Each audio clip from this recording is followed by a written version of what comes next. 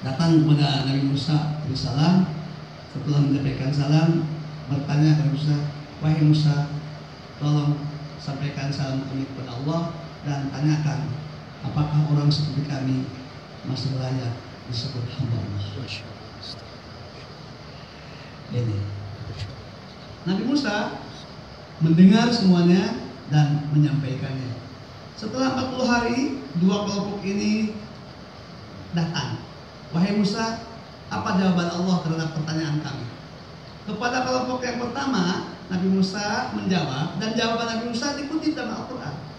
Yarfa'illahil ladzina amanu minkum wal ladzina utul ilma darajat. Allah meninggikan derajat orang yang berilmu, beriman, dan beramal. Artinya orang itu diberi derajat yang tinggi.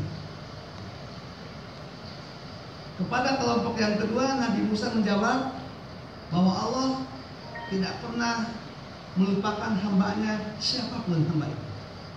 Dengan Ar-Rahman dan Ar-Rahimnya Allah, Allah tetap memberikan Rahman, Allah tetap memberikan Rahim, meskipun hamba itu tak pernah menghadap Allah. Allah tidak pernah melupakan hamba. Belum selesai Nabi Musa baru menjawab, malaikat Jibril datang. Hei Musa, jawaban tadi benar, tapi masih koma, belum titik. Kepada yang pertama, Allah meninggikan derajat orang yang beriman, berilmu, dan beramal. Tapi Allah tidak suka dengan orang yang sombong.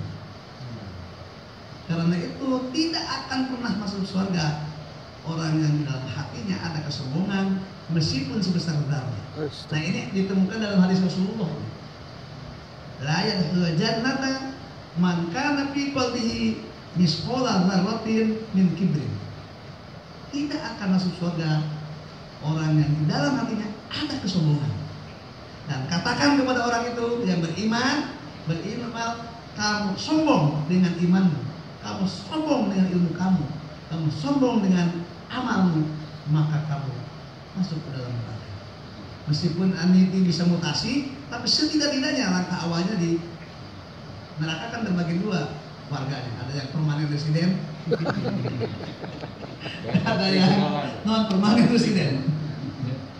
Nah, kepada kelompok yang kedua, Nabi Musa sudah jawab benar bahwa Allah tidak pernah melupakan hambanya, tapi ditambahkan Allah suka dengan kerendahan hati, Allah suka dengan kejujuran, Allah suka dengan kepolosan, Allah suka dengan pengakuan, maka Allah mengampuni seluruh dosanya dan dia berhak masuk surga lebih dahulu. Nah, cerita ini bisa kita petik, dan itu adalah tonggak-tonggak tasawuf. Yang pertama, bertasawuf berarti berusaha untuk menghilangkan ego, mengurangi bahkan mengeliminir sampai menghilangkan kadar tingkat kesombongan. Kesombongan yang paling berat adalah sombong dengan kebaikan, sombong dengan ilmu, sombong dengan amal.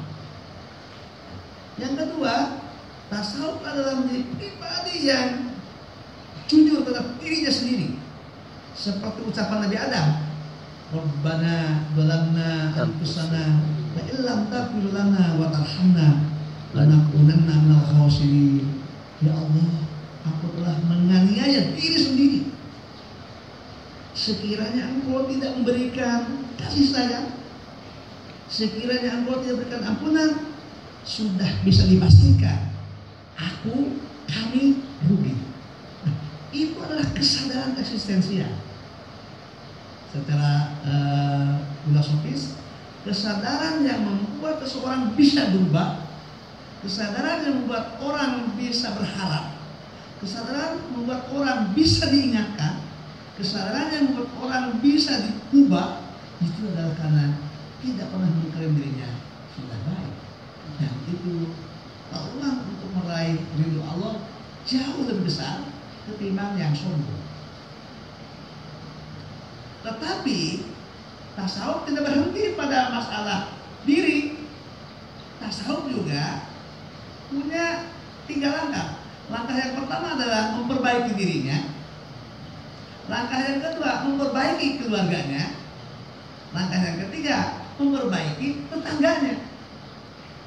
Tentu ada yang keempat, kelima, tapi setidak-tidaknya untuk menggambarkan bahwa seorang yang melakukan tasawuf menjadi pribadi yang punya manfaat bagi orang lain. Setidak-tidaknya kalau dia suami pada istri, kalau seorang istri kepada suami, kalau suami istri kepada anak-anak, dan pada akhirnya kepada keluarga. Tidak ada masyarakat, tidak ada bangsa tanpa keluarga. Karena keluarga adalah unit terkecil dari sistem sosial yang ada. Saya kira itu sudah sebagai sebuah pengantar. Ini tidak usah selalu ditanyakan, Pak. Itu seperti itu. Dan semuanya tidak bisa keluar dari Al-Quran, tidak bisa keluar dari Sunnah.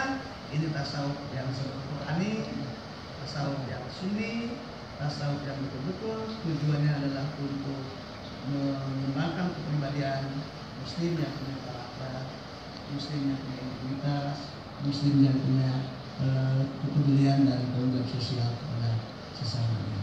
Saya kira itu sebagai sebuah pengantar. Tentu kita akan masuk ke bagian yang kedua, yaitu dialog, pendalaman, interaksi.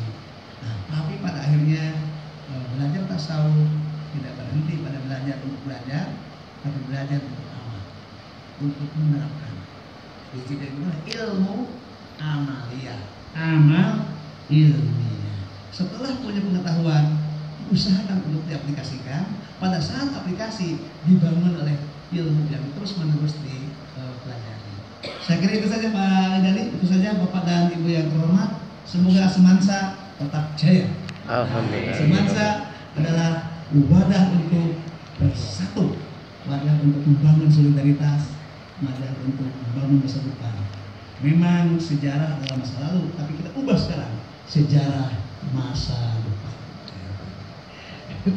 Yaitu bagaimana kita membangun anak-anak kita, membangun generasi yang akan datang. Karena kita saatnya sekarang hanya pernah muda, tapi sekarang sudah tidak muda lagi. Terima kasih. Assalamualaikum warahmatullahi wabarakatuh. Dan selanjutnya Pak Ghazali yang memimpin untuk membuka dialog atau interaksi atau pendalaman.